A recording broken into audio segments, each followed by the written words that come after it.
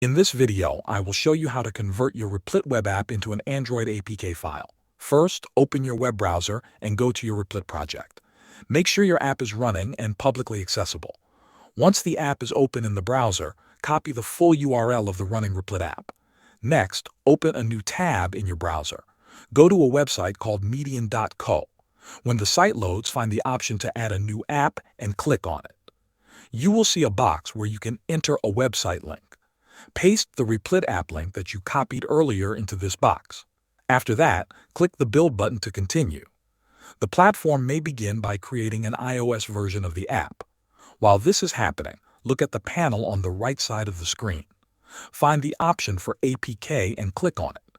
Once you select APK, the system will start building the Android version of your Replit app. Wait until the build process finishes. When the build is complete, a download button will appear in the bottom right corner. Click on this button, choose the Android version, and download the file. After the download finishes, your Android APK file will be ready. This is how you can turn a Replit web app into an Android APK file. Thank you for watching.